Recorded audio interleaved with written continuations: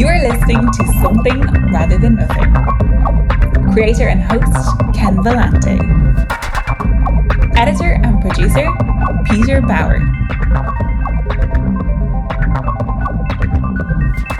Hey, this is Ken Vellante with the Something Rather Than Nothing podcast. We have Jen Michalski here in a recent book published, All This Can Be True. Wanted to welcome you, Jen, and thank you for this book. Oh, thanks for having me, and thanks for reading. Yeah, I actually didn't even read it first. I ordered it, and my partner, Jenny, ran right through it, and then I read it, so it's already well used. I just wanted to tell you, I really love this book.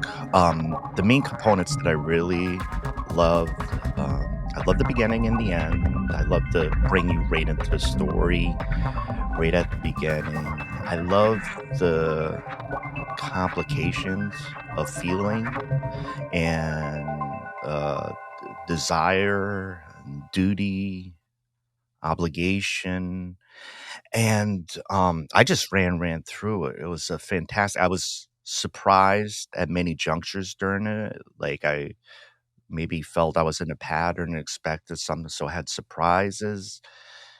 Thank you for the book. Tell us about your writing in this recent publication of your book, All This Can Be True. Yeah, thanks. Thanks for your kind words. Great to hear them. I never know. I mean, I always have sort of an idea, like an image, like a starting point for a book, something that like an itch that I have to scratch. But they don't always end up in the same place. I think, and I think for all writers, I'm more of a pantser, not a plotter. So I don't have like a whole idea of what's going to happen. I just know I have this image and I want to like dig into it and see what happens. Like I said, like scratch that itch. And for me, I just had this image pop into my head of a woman waking up because her phone is ringing and she picks it up and it's the hospital telling her that her husband is woken from this coma. And in my mind, the camera sort of pans back and you see there's another woman in bed next to her. And I was thinking, oh, well, this is a complication. And how did this happen? How did this moment occur? And I just sort of worked backward from there. But when I really started to write, it was right when COVID happened. We were shut in. I had this great, this idea, I'm going to have to, in the book now, Derek has a stroke. When I first started to write it, I was like, oh, he should have mysterious illness, much like the one that's, it's sort of like going through our country right now. And it just, I had this idea of, maybe it'll be a thriller. And it just wasn't my style. It became more of a Jen Michalski book the more that I started to write it. And like, what I mean by that is that I'm more interested in like the complications of people than I am of like situations.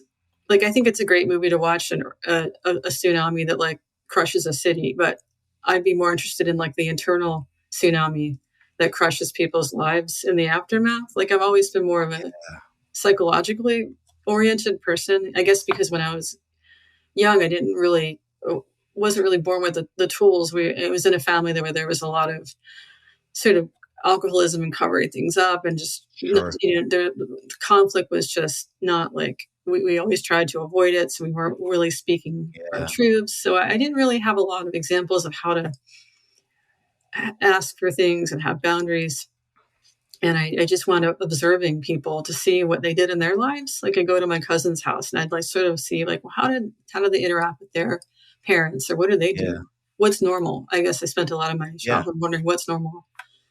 And it's weird because I was starting to write before like those complications in my family were apparent. So I don't think I'm a writer because of those complications, but I often wonder what kind of writer I would be if I didn't have those complications. I think that obviously part of we are as people, but also who we are as writers, and maybe how we choose to write and what we examine is often a product of how we were brought up and societal influences and things like that. So for me, a lot of my writing is, I want to understand more of something emotional in me or another person or a situation. And I just, it's like my emotional test kitchen. I have to put it in a book and like put somebody in a situation and try to figure out, well, how do people like survive and how do they move on. So I'm really interested in the messiness of people, and that's a lot of what this book is about, without like judgment. Yeah. It's funny. I get a lot of, I try not to read a lot of reviews, but a lot of just reviews from people I don't know who read the book are sort of like, yeah, I find it hard to like some of her characters. And for me, it's not about like liking or disliking. I feel like we all are sort of at a baseline of like, we do some pretty irredeemable things, but also some pretty amazing things Yeah. that make us lovable. So I'm always interested in exploring that emotional like frequency from high to low in every character in a book. So I don't really assign anyone a hero or a villain. They just sort of are all muddling through, because I think that's generally our own experience. We don't set out to hurt people. We may do it from our own wounds or our own, unmet needs or whatever. But, I think it's just I'm in that sort of grace period of my life where I'm less interested in blame and more interested in, well, how can we like coexist and forgive and find a place that we can sort of have love and respect for each other. Yeah, there's so much in what you had to say there, and I was brought in. I was just like in the dynamic and thinking about within the novel as well, where you were seeking, like when you saw other folks, you would observe you're seeking. It's like almost like, what's normal? What should I expect? Or how do other people do this? And they're not you, but you also within reading and observing such as this like building of empathy, or seeing many different ways that people deal with tough shit. And I found, your characters in the book, that was part of my love. I didn't need anything from them, speaking to those reviews, or they're my friends, or I love them. I loved them because they were muddling through shit, and they were trying to figure out how they could be happy going forward, or how they were going to live fundamentally in their lives. So that's the story. That's the story for me. Yeah, thanks for being, like you're very perceptive, and thanks for like kind of seeing that, because I think that, that's where I was. I just try to let the characters do their own thing and muddle through, because I think that's really all of us. We don't know what goes on behind closed doors, and unfortunately, in the social media environment, we have these really carefully curated lives, and we just go on Facebook or Instagram, and everyone's having a big effing wonderful time, all the time. And it's not true. Yeah. But, you often, it creates a sort of a cycle of self-doubt. If you have, a friction in your own relationship or with your own children or partner, then you're just like, well, it's my fault because my friends seem to be, always. They're doing it right. Yeah. But I think I don't think anybody really knew. I think I knew I knew it became an adult when it finally hit me that no one really knows what the hell they're doing. That's a stark realization. I still feel like, that like 14-year-old Jen is in like 50-year-old Jen. And I know that like probably my 14-year-old mom and 14-year-old dad were like raising like 4-year-old Jen in some emotional ways. Yeah. And I think we all just never really become that. We strive to be that parental figure or person that we looked up to. But once we realized that they were struggling and looking up to someone that they could never reach, then I think we can be at peace and have a little more forgiveness for not reaching that. Yeah, a little more forgiveness, absolutely. And well, it's the toil of life, and I think your book gets into that, and for me, reading has always been helpful, no matter what. But yeah, great book. I want to ask you about art. So you're saying, like, I thought I picked up on something you said. You're like, what type of writer would Jen Michalski be? Differently, different background stuff, and we all create art, from our vantage point. I just wanted to ask you, given I have a proclivity towards the psychological and the why, right? Obviously, with the show and stuff, and I see that within how you're thinking about your subject matter. So I'm really interested in hearing your thoughts about what is art. Like, Like, why do you try to create a novel? Like, what's art? Mhm. I don't know. For me, it's just really a response to life. It's a dialogue with life. I'm reluctant to say it's about beauty or truth, because obviously a lot of art isn't about beauty or even finding truth. It may be reflecting reality. And I think it's just a response to life. I think everyone creates art in some way, and if not, you're just not alive, or you're just not recognizing it. And it doesn't mean like gluing popsicles together. It could just mean, keeping a diary, or singing in the shower, or there's some sort of response to being alive, and facing, and your response to adversity, and your response to joy, or, I think it's something that is prevalent in all of us. And maybe it gets dolled up a little bit more because people, have shows and stuff at galleries. But I think, like writing, and obviously there are writers who have books, Oprah recommended books, and, but there are writers that just sort of do their own thing, and may never publish, or may only publish a little bit. But we're all are capable and have access to creating art. So, for me, it's just not about being an expert, or not trying to like sell my version. I'm just saying this is my version. Like for me, Yeah, when I write, it's not, I don't try to talk about something I don't know about, or because there's a lot of discussion about in artist communities and writing communities about appropriation. Can you you know, represent cultures or people that you, who you're not. But right. one thing about having an imagination is you just sort of have to. Writing and making art and making music is really just putting yourself in other people's shoes and trying to find like connection and humanity. So I think as long as it's not done in a way that you're trying to profit, you're really just trying to understand, and you're not being, um, exclusive or dismissive, or you're not creating, you're like a token Yeah, representation. I think that we're all just trying, our best. It's a really delicate area, but I think we're all just trying to reach out and like understand each other.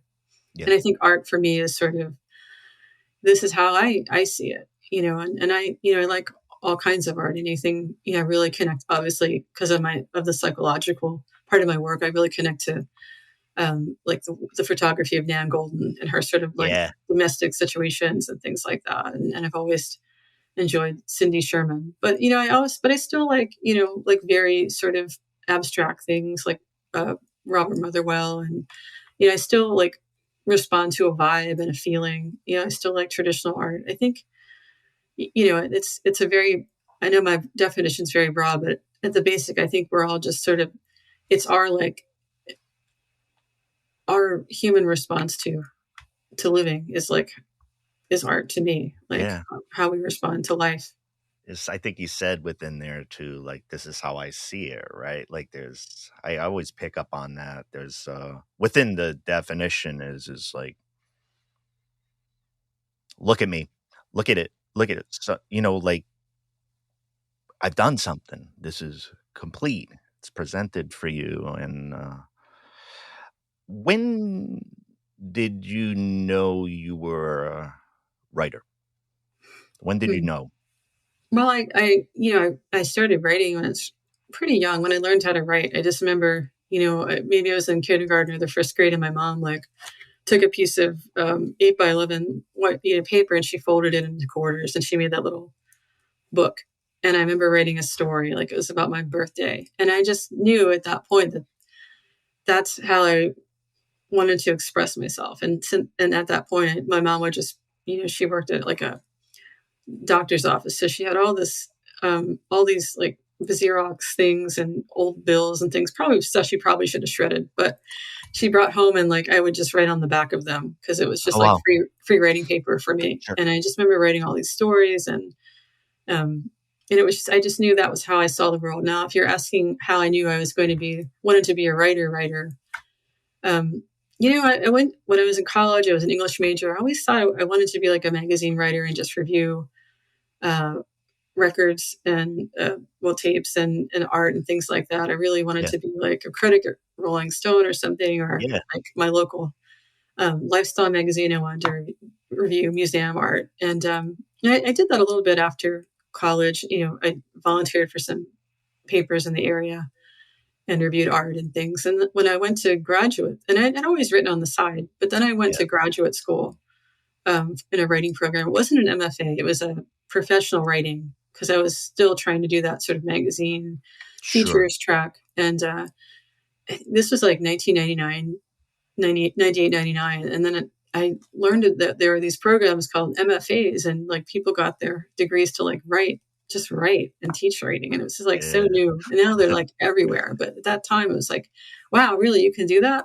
And I remember taking like a class in college, my professional writing program, where we just workshopped each other's short stories and poems and things like that. And it was like, wow, people like send their work out and they get paid for it. And at the time, and I was like, I think I want to do this. Maybe some people would want to read my books. And, I always knew it was a very small market, because I just write about whatever interests me. And it's always very like sort of on the verge. It's not mainstream at all. And that's just how I've always been. And I've always said to people, I'd rather be the sort of like person who's the equivalent of like the Cocteau Twins and has like this really strong, like small but devoted following, than be like Mariah Carey, who has just like millions of faceless fans who just connect because, it sounds, I love this song, and I hear it in the grocery store. I want people to be like, I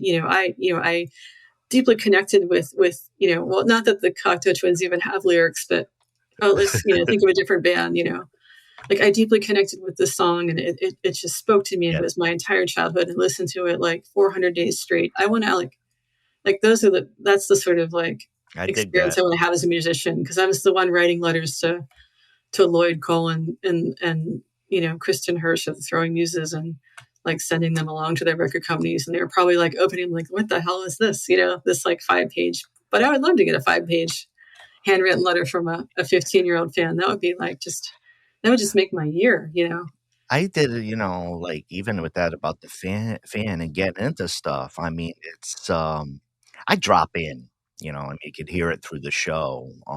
But baseball players when I was growing up, and write into them because it was so big and fun to me. Like regardless of all the stuff, and I still have a lot of that, because I think just in general, I found life so difficult. Like I've always, not that to sound too weird, but it's a slog, right? And the main things that like pulled me through, it's like the song that gives me goosebumps, the book that after I put down and I'm like, oh my God, what was that? Those type of feelings. And if 1 million other people are having that feeling with me, amen, wonderful. If it's a small group, did you read this book? It's all wonderful too. So keep writing. I'd like,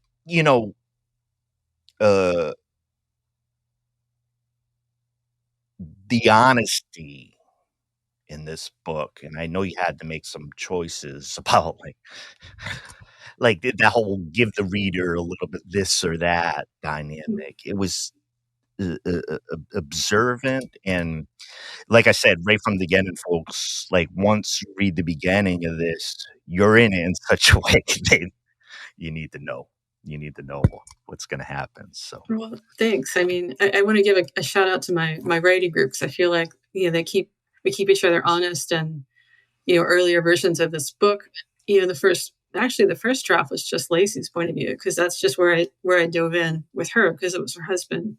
And then some of my first readers felt like Quinn was a vastly more interesting character, and she was, but her arc was sort of behind her, because I won't say the details of what happened to her, but she was sort of running away from things that had already happened. So it didn't make sense to make her the main character to me. But it felt like in the second draft, I just started alternating narratives, and it came to life more to have them both sort of their experiences playing off each other. So both coming from places of grief and loss, but they're different places. Yeah. so that they were able to meet in that one spot for a minute. And I think, that's a lot of life. We have this, I tried to be realistic. We have this narrative about, it's not a romance novel. Sometimes it gets like marketed as such, but it would be a slightly bleak one, I would think, if that It were would, the case. if they went that way, it would have to have an asterisk. But even in like early drafts, some of the people who were writing were like, I'm mad at the way you ended this, because they were invested in the characters. They were like, I'm mad how you did this. And actually this ending was a compromise. I was like, okay, well, maybe we can make it a little more open. I can make it a little more open-ended if you need really feel like you want to be more hopeful. But I was thinking in the context of, in reality, if this happened in real life, what would be the healthiest, most best thing for everyone? And that's how but I guess you read fiction to escape. So people were just Yeah. like, I don't want, so actually it made me feel better that they were invested enough to want something better for the characters, Yeah, that's so exactly. and even now I still get some feedback like, oh, I didn't, but I think people understand, or they can live with it. It's like, it's not like it's out of left field, where Yeah. the ending comes from. Maybe Even it feels like that at first, but when you think back, it does, the seeds are kind of laid there. Yeah, when you're talking about like pulling back, like on the camera, you used that earlier in the conversation. Like with that, it's the same thing at your end, right? Like Yeah, there's stuff over here that's still going on, stuff will going on. You figure out world's wild, something might happen after this, but right. pan out. I mean, it wasn't like I did the ending of The Sopranos or anything, so people shouldn't be like that upset. But I which I thought was that was kind of a nice ending, kind of a cool ending. But yeah, I you think don't we have live in a to. great. I think we live in a great time that like filmmakers and writers and people who are story runners can like take those sort of risks. And I love that there's a lot of moral ambiguity, because we live in a time. Well, we've always lived in a time that has a lot of moral ambiguity in it. But I'm glad that we're able to like look at it head on and say, what are we doing here? What's like, we're just immersed and entrenched in a society that's like geared towards a lot of death and suffering. And how do we Yeah. how do we come together and make something better? It's just such a hard time. I end up talking about art most of the time. Yeah. It's a weird time. It's a weird time to have a book come out. I almost wish it had come out like a year earlier, because it's hard to promote it and post stuff on Instagram or social media when you're just thinking about like all the awful things that are happening, and it just feels insignificant to like try Well, it's and not. post about a book. It's a real feeling for those who are sensitive and trying to create something, right? And you look at the world as a whole. I've always been my way through that is I've always been connected to maybe the passions or whatever the art piece in and of itself, and moving through that as an experience, whichever the way the experience goes. But I've never it's a dynamic, but in my head, but I resist either my own personal devaluing. And I understand what you're saying, Mhm. as far as more, might have been a better time for it out. But And um, you can't really, you can't predict it anyway. I mean, I'm sure like Kurt Cobain wasn't like, oh God, why did we get so big during the Gulf War? Why couldn't it have been before the Gulf War? You just don't know what's going to happen. it's a good It's point. not like we can predict the future, but I, I, man, yeah, great chatting with you. Um, I had, a question in general about, this is another art question, but Mhm. in talking about these times that leads to it, I asked what the role of art is, and connected to that, whether that's different right now. I was talking 2025, the way we feel in America or whatever. Is the role of art the same and what it's supposed to be doing for us, or is it supposed to be more nowadays? Well, I think there's a place for a lot of art. I mean, political or non-political, because I think we're all in a battle where I was reading a quote today where they said that like anger is fuel, but it's not sustenance, so like it's good to be angry for what's happening, but you can't be angry all the time.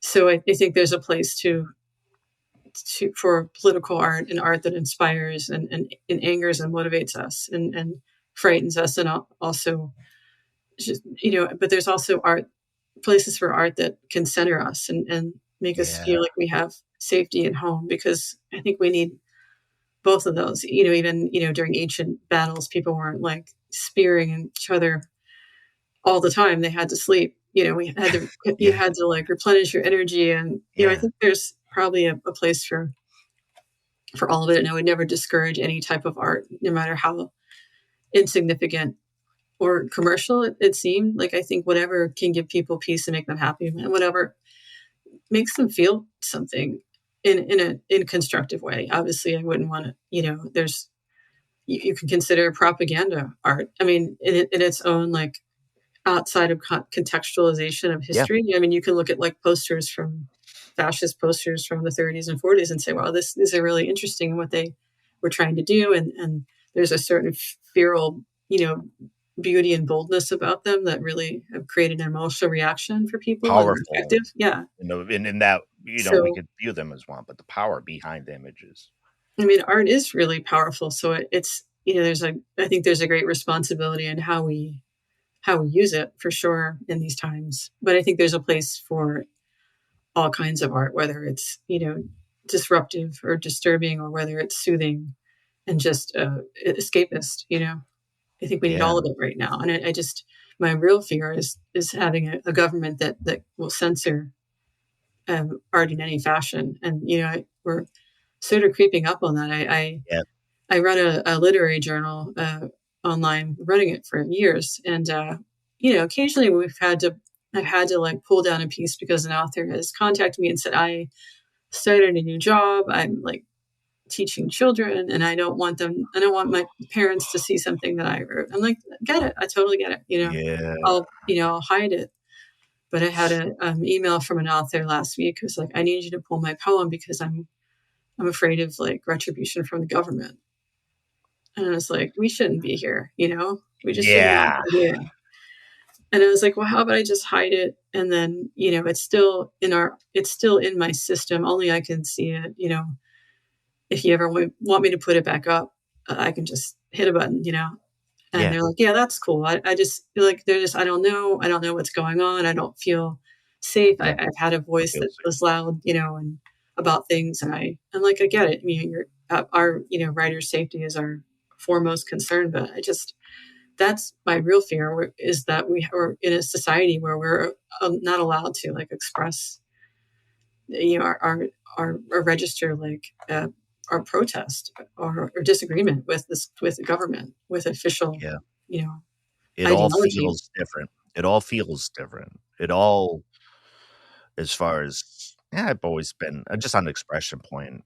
Yeah, I represent counterpoints a lot. So, get into the mix with people in controversy and all. But in the same time, sometimes existing around that, or loving artists who are involved with that resistance, and seeing that something of the feel has changed, right? Yeah. There's a gap of this. I can even recognize in my head of a gap of like time of being like, well, what does this mean right now? Like, what's this word mean right now? And it's different. Yeah. It's different. Well, and even in philosophy's tradition, philosophers have always been, not always, but most of the time, been the enemy, of the state, or the critique of the state, but here we are, and we're chatting, we're having fun, Right. we're talking art. Big question of the show is, why is there something rather than nothing? Why is there something rather than nothing? Yeah. I was thinking about this as I was Sorry waiting for this one. No, that's okay. Because it was even on like your blog that's under construction, you had that Latin like placeholder. Yeah. like the Latin words that people put in there. And I was like, you even have something rather than nothing, right? On your blog. And like, why is that? Is it better to have something rather than nothing? Yeah. I mean, but we can't really have something without nothing, though. I mean, we have to have both. I mean, if we have something, it's implied that there's also a state of nothing. But yeah, I mean, I don't know. It is always better to have something because it's something that you can call your own. Something that a sense of self, a sense of through your art or your writing. I think it's better to know who you are, even if you don't know exactly who that is all the time, rather than just try and be like someone else. I think just one little kernel of something that you can hold on to is better than just being blown along, with the wind. There's something about, in us doing something, we say words, we put marks on the paper. These are signifiers for interaction, right? We're chatting. My household is going through through your book, is sharing. Speaking of words and censorship, like how did you like the band name? Quinn's name for her band? I did. Because I was thinking, like, well, right as the book was got to come out, I had like a mini like panic attack in the middle of the night. I'm like, how did that get through so many edits and so many people not saying? It just kept going through. This band you may consider naming because it may be a little offensive to people who didn't understand the whole Riot Girl movement. But I was just like, it went through so many like my group. It went through editors. It went through my agent. It went through editors at houses. It went through editors at Turner and copy editors, and no one ever said, "You sure?"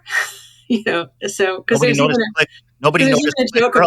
even a joke about shirts in the band. And actually, a friend of mine who's reading the book, who's a guy, was like, "I don't know if I could order one of those shirts or wear it in public, but it would be fun if a shirt like that existed." So. But yeah, he was the only one who brought it up. Like out of every reader, he's like, how did about this band, right? We'll just say it rhymes with like another band, a real band, the Slits. The dates. But I thought it was a band. I saw Click Girl. I was like, wasn't that a band? It's in the vernacular. Maybe they'll think I'm just like being historically accurate, but it's not. It was just a made up name, but. This book is sort of my homage to like growing up in like all those sort of DC hardcore or not hardcore bands, Riot Girl bands in Seattle, and just growing up with them in the mid 90s. That's just important. Betsy, Slater Kinney. I always like to put little Easter eggs for myself in books because if I wasn't a writer, I totally wanted to be in a band, and I've tried to teach myself guitar and different instruments over the years. And I'm no musician, but I love music. And it's like the second thing I like to do, beyond reading. And I had to have I had to have a band and a book. I had to do it. So it's so fresh and great. And the feels of it. I love being in books. There's feels of an area. There's feels of music, movement, and it's a nice atmosphere. Jen, what are you talking about? Where to find your work, where to find your books, what you're writing and thinking about nowadays?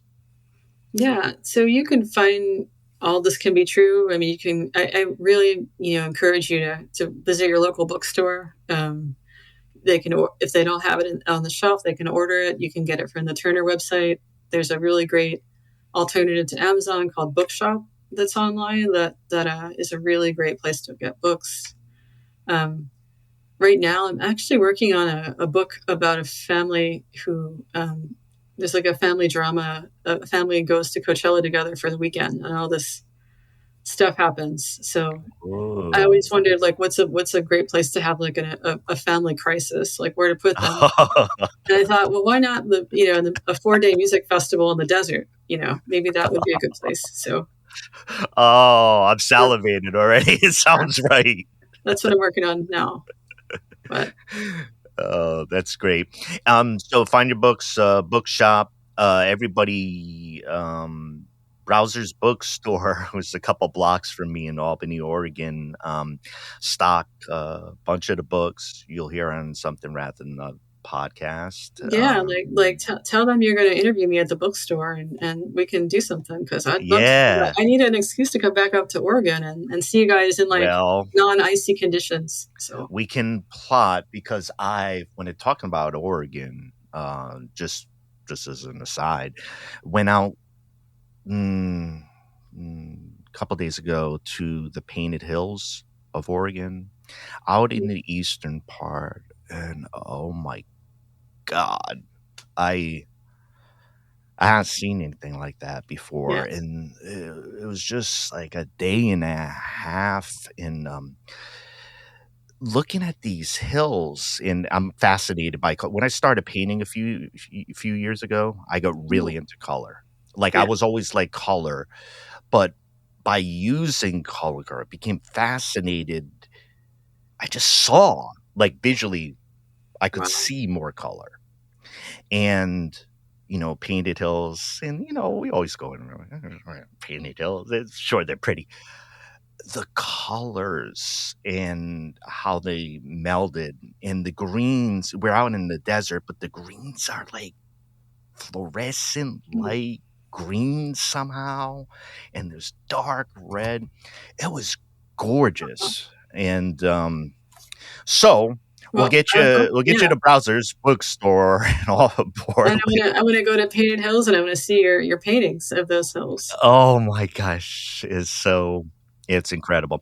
But great state, a lot of great art here, as you know, in Oregon, in California. A lot of great beer. I'm excited to come back to Great Notion up there, and is it Alberta, I think? Yeah. Yeah. Yep. And there's a lot of creatives with beverages, arts and crafts. So it's I don't have to sell Portland. No, you don't. I just need an excuse to get there. So all right, we'll get you up there, and I'll work on a couple of the bookstores up there. We'll see if we can pull it together. Yeah. Yeah, definitely. Really great chat with you. There's a thrill I get. I'm an English major going way back, English and philosophy. My whole training, or most of my training, is by books and words. And I always find it a thrill because of how excited I get about art to chat with you and be like, even know a little nuance of what you were thinking behind your book. And it's a thrill for me. So I just wanted to thank you, Jen, for coming on the show. I'm so flattered. It was great to talk to you. Great conversation. Yeah. Loved it. Yeah. I'm waiting for that Coachella disaster book. Oh, yeah. I'm going to send it to you when it's done. Yeah. You're one of my readers. You got me hooked.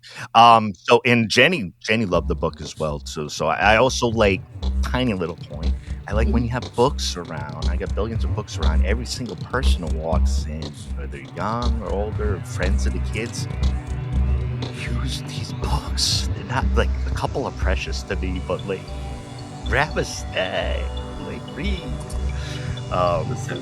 So we're doing it with your book.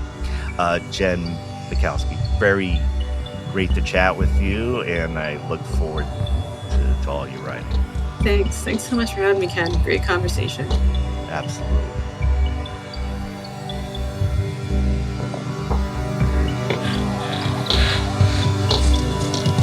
This is Something Rather Than Nothing.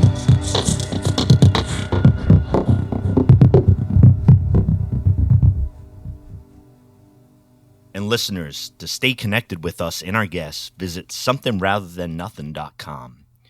Join our mailing list for exclusive updates and access to guest-created art.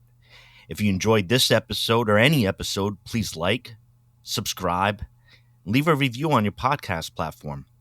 People really read that shit. Your support helps us reach more listeners and spread our community across the planet. This is a global show, and we like to give a shout out to our many listeners across the world, including many listeners in Canada, Spain, Germany, UK, Argentina, Brazil, India, Thailand, and so many more places. Be sure to follow us on Instagram at Something Rather Than Nothing Podcast for behind the scenes content. And the best way to help the show is to tell your friends about us. If you love it, they'll love it too. Tell your friends who love it. We love you. This is Something Rather Than Nothing Podcast.